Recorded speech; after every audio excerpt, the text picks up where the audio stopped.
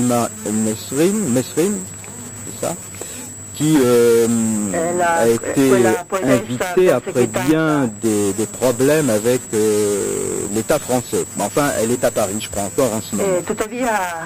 Alors, la France est très fière. Au secours Voltaire. On voit même des pancartes dans les manifestations. On entend ça répéter un petit peu partout, dans les journaux, dans la presse, etc. Alors, oui, bravo, moi je dis au secours Voltaire. Seulement, j'aurais bien aimé, moi, pour ma part, entendre ce au secours Voltaire avant que mon malheureux livre ne connaisse quelques ennuis. Lorsque, et ça dépasse tout de suite mon cas, vous allez le voir, lorsque un groupe d'avocats en France qui s'est constitué, et qui s'appelle d'ailleurs, je crois, le groupe ou le réseau Voltaire d'ailleurs. Donc lorsque ce groupe d'avocats essayait d'alerter, alors, dans le désert, les citoyens français sur le danger que faisait courir aux libertés notre nouveau code pénal. Vous avez essayé d'alerter la presse, ça faisait des mois et des mois que des analyses de ce nouveau code pénal, dont je vais dire un mot tout à l'heure, étaient proposées à tous les journaux, de droite comme de gauche, et rien, aucune réaction de la presse, rien. Alors, je vais faire un petit retour en arrière pour rappeler que Voltaire, dans son traité sur la tolérance, dont je recommande aujourd'hui chaudement la lecture, s'en prenait à une loi de son temps qui réprimait le blasphème. Heureusement, cette loi dans le code pénal d'aujourd'hui et ceux qui l'ont précédé n'existe plus. Mais enfin, à l'époque de Voltaire, il y avait donc une loi contre le blasphème. Et c'est au nom de cette loi, je me rappelle, que le jeune chevalier de la Barre, ce jeune garçon, ce jeune fêtard, qui avait été accusé de ne pas s'être découvert devant une procession religieuse, et on l'avait aussi accusé, je crois, d'avoir profané un crucifix, et a été mis à mort après avoir été horriblement torturé. Je rappelle que les blasphémateurs avait, entre autres petites choses amusantes comme ça, avait la langue percée, les lèvres percées, brûlées, avant évidemment la mise à mort. Ça se passait comme ça à l'époque et on faisait tout ça en place publique. Alors, ce qui révoltait et qui indignait Voltaire, c'est que cette notion de blasphème était extrêmement vague. Il explique dans son traité sur la tolérance, mais qu'est-ce que c'est que le blasphème? Comment le définir? Où commence-t-il? Où finit-il? Vous allez voir que ces réserves que Voltaire faisait sur cette loi contre le blasphème, on peut également les formuler, les mêmes réserves pour cette loi de notre code pénal français actuel, dont je vais dire un mot. La deuxième chose qui choquait Voltaire, et là aussi il y a un lien avec ce que je vais dire tout à l'heure, c'est que cette loi contre le blasphème était beaucoup plus dure, par exemple, que la loi qui frappait les parricides. C'est-à-dire que si vous blasphémiez, si par exemple ce chevalier de la Barre était accusé de ne pas s'être simplement découvert devant une procession religieuse, il était plus lourdement puni que s'il avait tué son père. C'est un vrai meurtre dans le réel.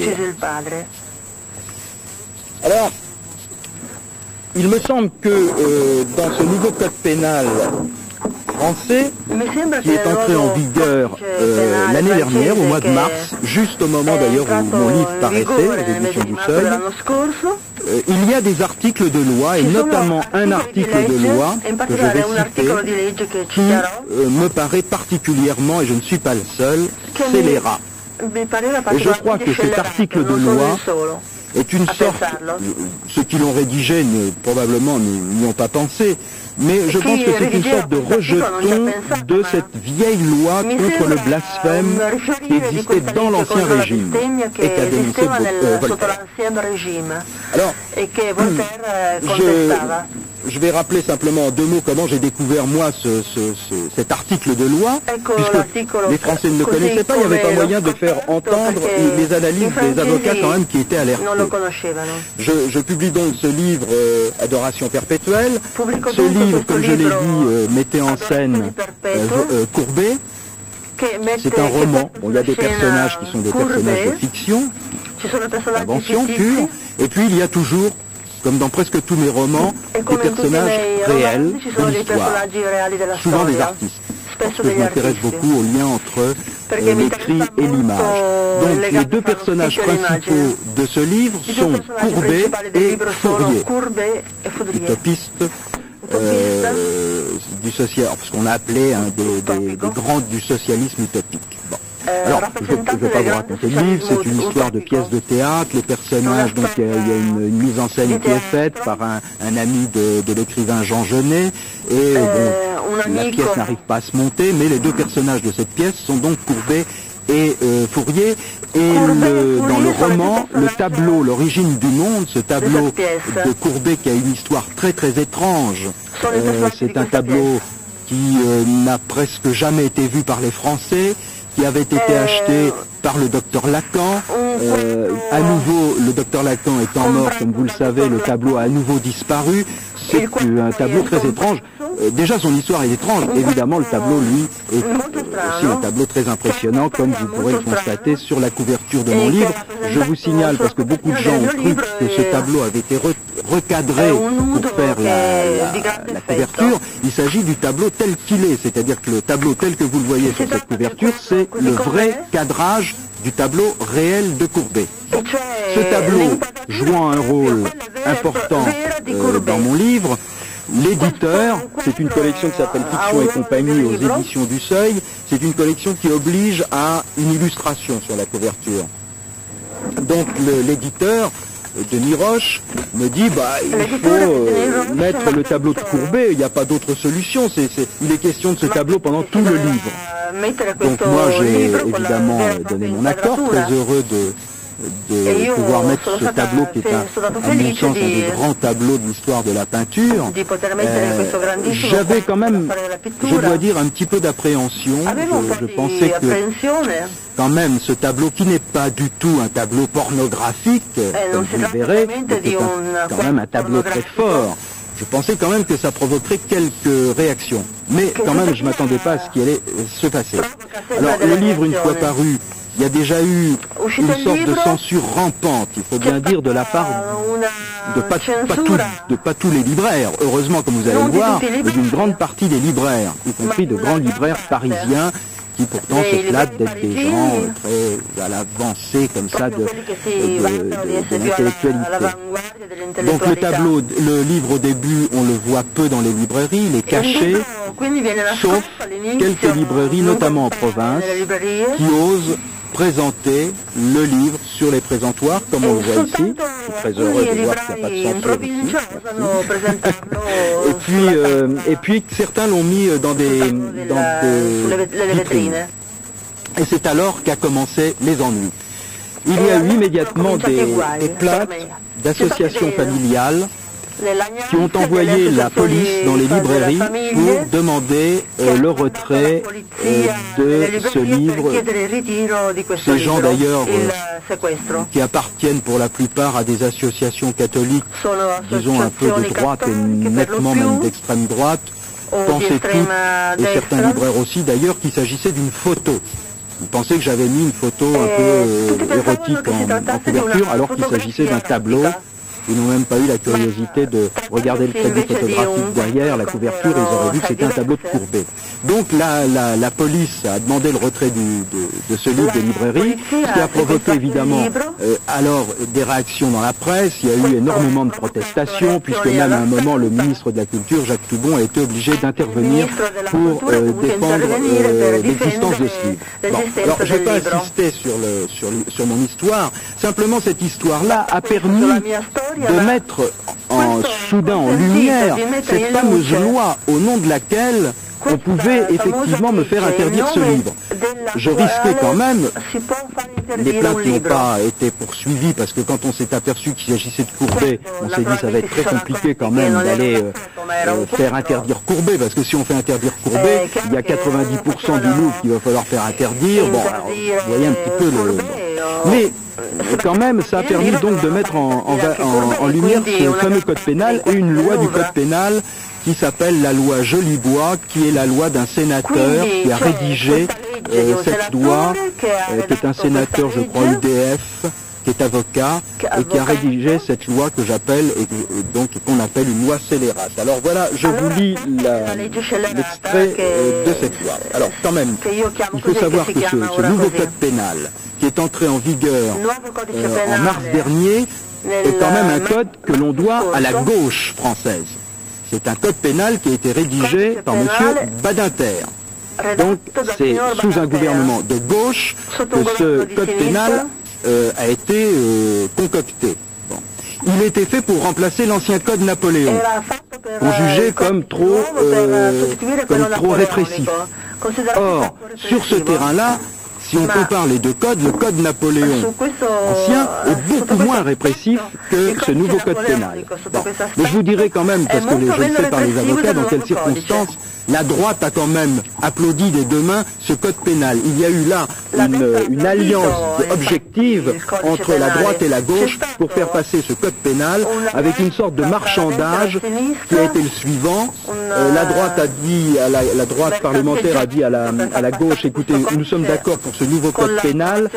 Si on accepte que votre loi pour dépénaliser l'avortement, on accepte, on n'est pas très pour, mais enfin, on accepte cette loi-là. Mais une condition, c'est que vous nous donniez un appareil répressif pour ce qui est des images et des écrits de nature érotique et pornographique. Bon, et c'est cet accord-là qui fait que, bon ben voilà, sans problème, tout ça est passé comme une lettre à la poste, et ça explique aussi pourquoi toute la presse était avertie de cette loi, presse de droite, presse de gauche, tout le monde a fait silence. Là, il y avait une sorte de complicité un peu honteuse. Alors voilà l'article de loi, c'est l'extrait de la loi 227-24, je la lis, le fait de fabriquer, de transporter, de diffuser par quelque moyen que ce soit, et quel qu'en soit le support, un message à caractère violent ou pornographique, ou de nature à porter gravement atteinte à la dignité humaine,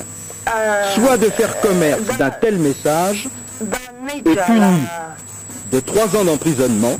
3 ans d'emprisonnement, je risquais 3 ans d'emprisonnement si les plaintes avaient été maintenues, et 500 000 francs d'amende. Lorsque ce message est susceptible d'être vu ou perçu par un mineur. Alors, il faut bien comprendre que, comme Voltaire disait, comment allez-vous définir un blasphème? Je mets au défi, moi, j'ai posé la question déjà à des hommes politiques. Voulez-vous m'expliquer ce qu'est un message? Bon, caractère pornographique, encore on peut le définir. Mais un message à caractère violent. Moi, je peux vous lire des pages de Jean Genet ou de Sade que n'importe quel mineur peut trouver dans une librairie. Ça tombe évidemment sous le coup de cette loi. Bon. Essayez de définir ce qu'on appelle une image ou un écrit qui serait de nature à porter atteinte à la dignité humaine. Qu'est-ce que ça veut dire? Quel tribunal va définir ce qu'est une atteinte à la dignité humaine? Bon, moi je peux, d'ailleurs ces gens qui ont porté plainte considéraient que le Courbet, et probablement des quantités de peintures de nus dans les musées, portent atteinte à la dignité humaine. Les femmes très féministes à une époque nous expliquaient qu'il ne fallait pas mettre des images de femmes nues parce que c'était un objet sexuel, etc. Bon, c'est une loi qui est incroyable. Alors les avocats, ce groupe, ce réseau Voltaire a essayé d'analyser cette loi pour en montrer les dangers. Il est bien évident que une quantité de tableaux de Picasso, de Courbet, de Bacon et des Gonchil tombent sous le coup de cette loi, de même pour la littérature. Alors, ce qui est aussi intéressant dans ce code pénal, c'est que moi je me suis amusé sur le conseil de ces avocats, je me suis amusé à le regarder de près ce code pénal. Et de même que Voltaire s'indignait de voir qu'un crime réel était moins puni que ce fameux blasphème, eh bien, dans ce code pénal, vous voyez par exemple que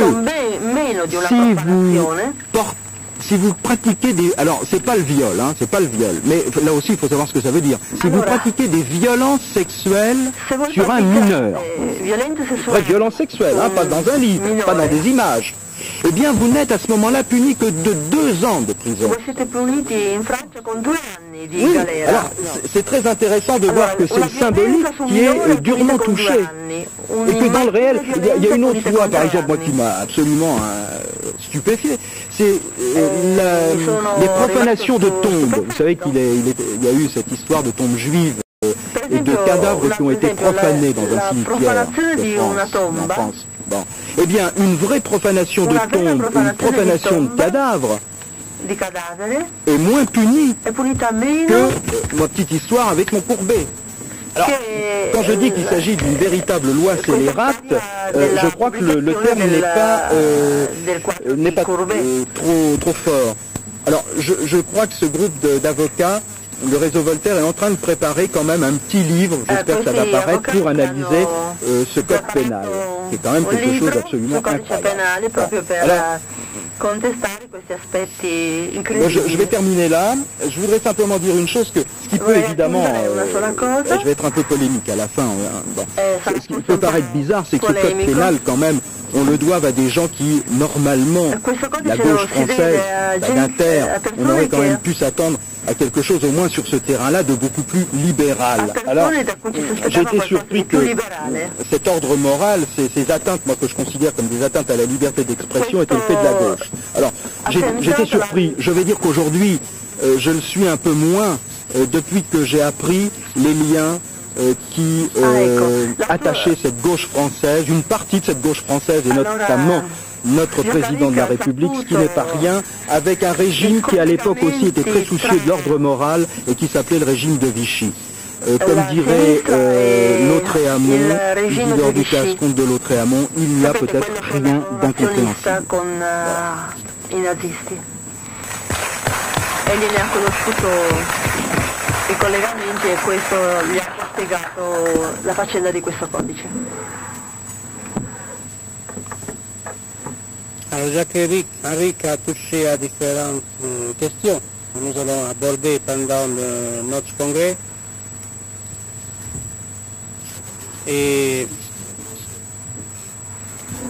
le péché originel, est-ce qu'il est à la place de la nomination? Dice che il peccato originale sta al posto della nominazione. Faut reprendre évidemment. È qualcosa che riprenderemo in questo congresso. Est-ce qu'ils sont l'amphibologie comme mode de l'ouverture? Sono l'anfibologia come modo dell'apertura. C'est-à-dire come mode de l'inconciliable. Come modo dell'inconciliabile. E non pas de la conciliation sociale. E non della conciliazione sociale, politica, finanziaria. E la pulsione di morte viene dalla funzione di figlio, dalla funzione del nuno, che ancora per Freud provocava qualche problema.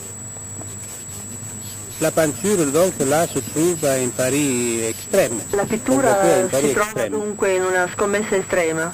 E Leonardo da Vinci l'aveva placé au plus haut degré. Leonardo da Vinci l'aveva posta al comme l'écriture elle-même de la parole. Come la scrittura stessa della parola. E come l'instance de la qualité de la parole. Come l'istanza della qualità della parola. Alors la blasphémie c'est quoi? La bestemmia, di Dio. Il blasfemo che è? È l'impadroneggiabile di Dio. Il opère. Non agisce, Dio opera. La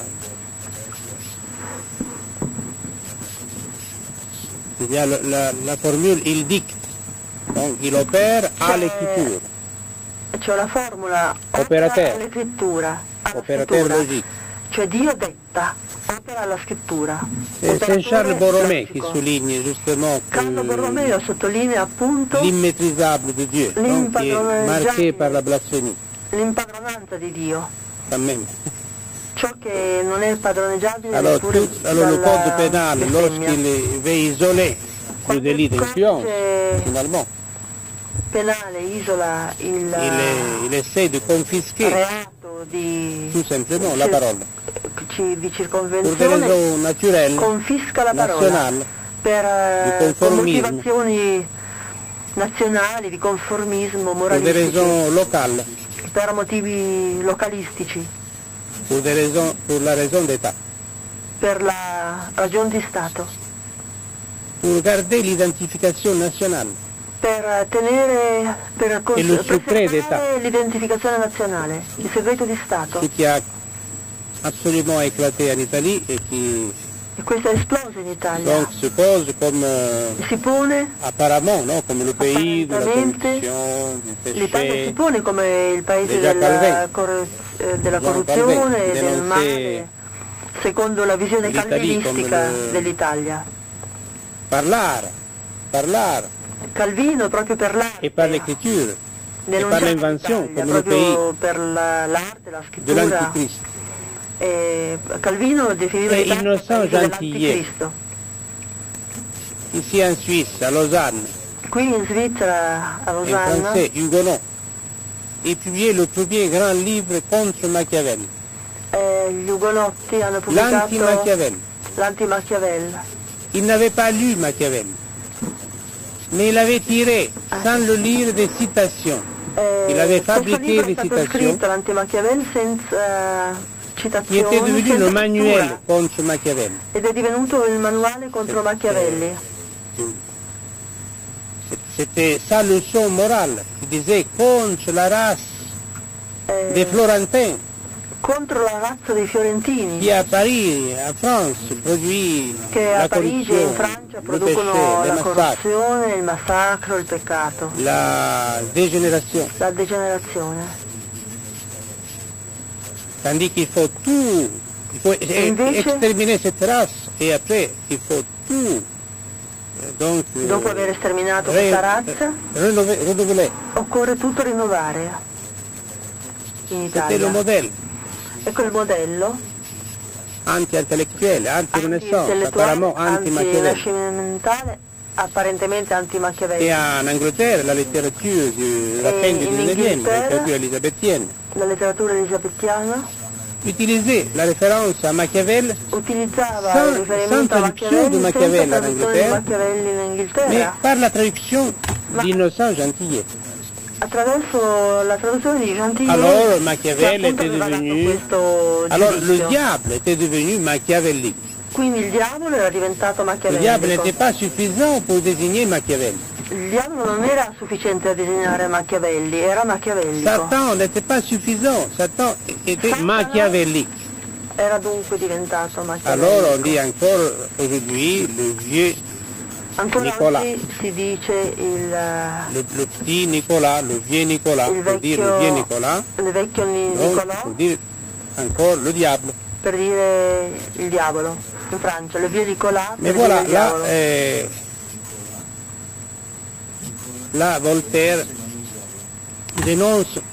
déclare à un moment donné d'avoir eu cette admiration du pouvoir di aver avuto questa ammirazione del potere comme tel, cette fascination du pouvoir comme tel, fascino del potere come tale, à laquelle faisait allusion cui faceva allusione Maximov.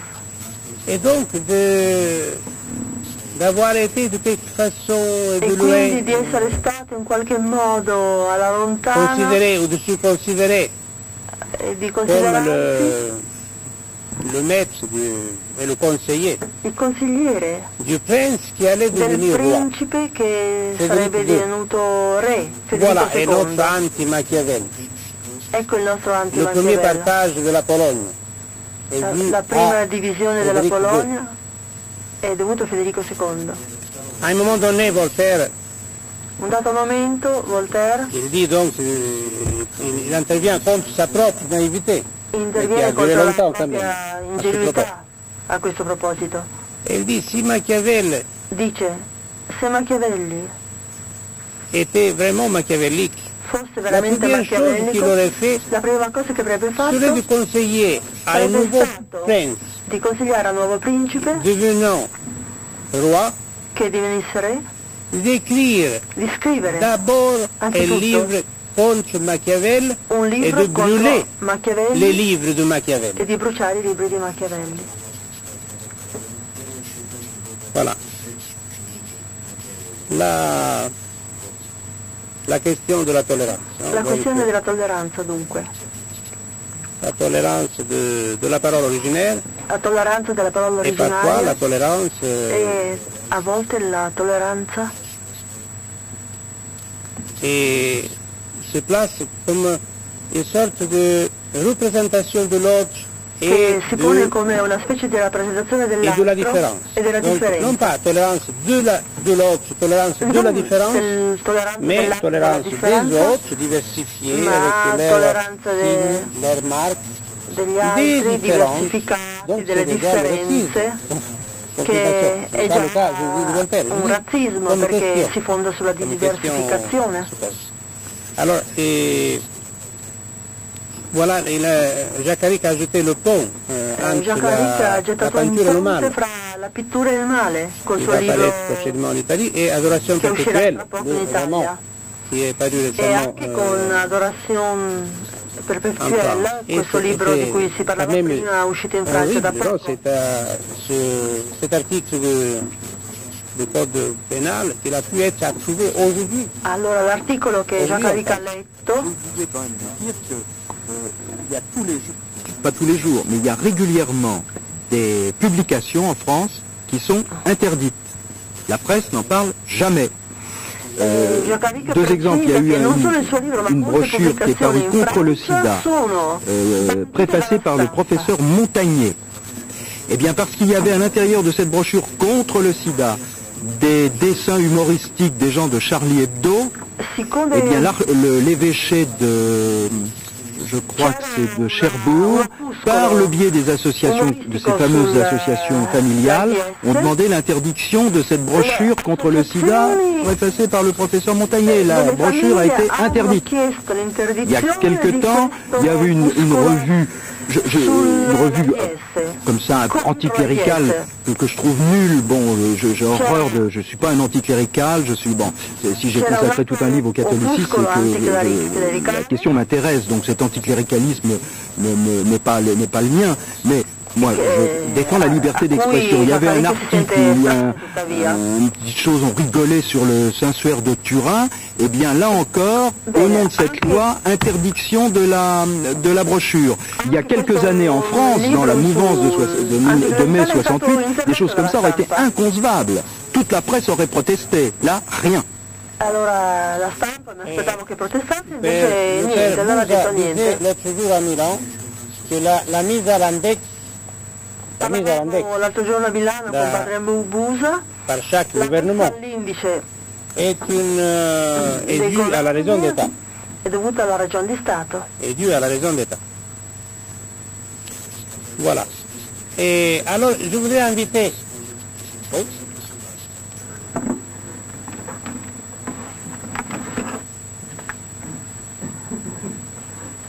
Oui, non, mais selon mais Nicolas, oui, c'est la question, Nicolas, où c'est la première fois que ça apparaît, c'est à partir de Nicolas Machiavelli. C'est ça la question. Il y a une demande auquel Vergil ne répond. Mais évidemment, il y a l'équivoque avec Santa Claus et Saint-Nicolas. Alors, on va reprendre ça. Je voudrais inviter, je remercie Jacques Aric, évidemment, nous allons reprendre tout ce qui devient dit, parce que ça, il y a différentes questions. Je veux dire, j'ai juste, je dis une ou deux, mais il y en a, disons, une centaine qui l'ha touché. Le questioni che ha toccato Jacques Aric non sono una o due, ma sono una trentina, che sono essenziali per il dibattito. Je voudrais inviter maintenant Vladimir Bukovsky viene invitato Vladimir Bukovsky per il suo intervento. Et je voudrais demander au traducteur, est-ce qu'il préfère qu'il parle en russe ou qu'il parle en anglais?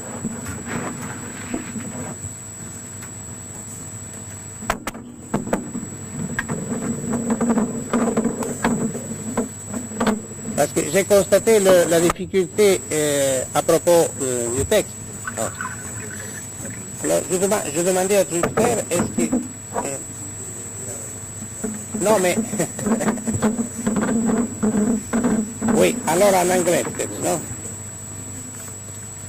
Alors, est-ce que les traducteurs ils sont là pour l'anglais, je suppose?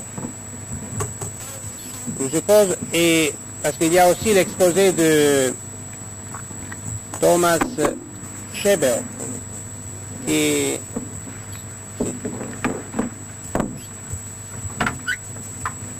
Est-ce qu'il y a traduction en russe maintenant ou en anglais de ce que je dis? Non. Oui. Et est-ce qu'il y a traduction en russe de ce que je suis en train de dire? Ok. Alors je répète. Sébastien, ça va en anglais? Mais le problème, c'est que vous avez bien compris. Le problème, c'est que beaucoup de monde comprend l'anglais. Et la langue russe n'est comprise que par très peu de monde. Il n'y a pas de texte là. They don't have the translator for me. Traduire. Okay, I can try to speak Russian. Russian.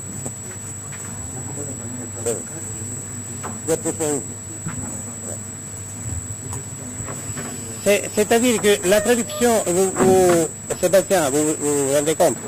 Là, il y avait un texte. E c'était très difficile di traduire. Ecco, ora la traduzione è di nuovo dal russo al francese e poi all'italiano.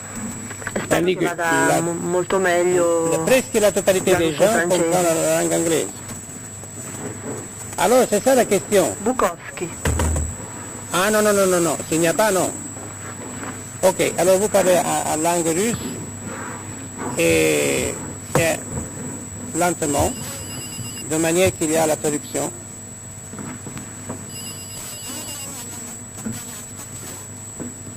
Allô? Allô?